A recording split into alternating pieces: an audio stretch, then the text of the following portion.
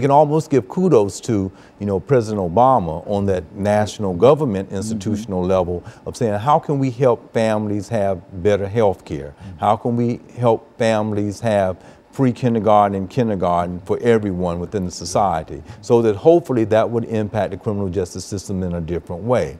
But even given that, I'm talking, as we may mention to the last segment, about the disproportionate amount of people that are in prison, the disproportionate amount of people that are in the criminal justice system, the behavior that those who are in authority, such as police, and in the actions of Martin or Brown or Gardner or the kid in Cleveland that was shot, how do we have a more humanitarian way within our criminal justice system, along with the positive and good things about the system? Because it does keep order. If we can imagine it not having a criminal justice or policing, it would be chaotic.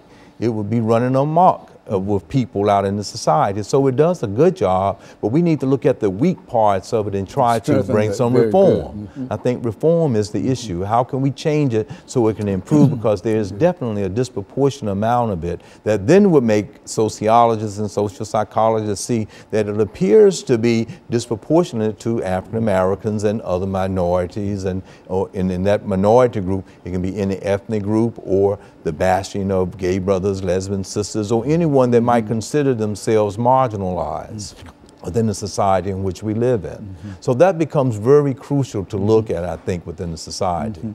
You know, Dr. Sanford, let's look at some of the solutions. I would imagine that you've been involved with a large number of folks dealing with solutions and et cetera. Yes. Let's use the rest of this time to think in terms of how do we move toward solving some of the issues that we have here. Certainly we can't do it on this show, but at least give us some ideas to the path that we could possibly take in terms of trying to bring some answers to some of the problems that we have. Yes. Well, just as I would like to share, as I open up with my experience of working with the National Organization of Black Law Enforcement Executives, just as this chief of police here in Davidson County convened with other ministers, and we had a discussion about the Ferguson issue so that people could have some clarity about community type of service from policing and how that could possibly not occur here and be proactive. So one of the solutions, I think, is having a good community relationship with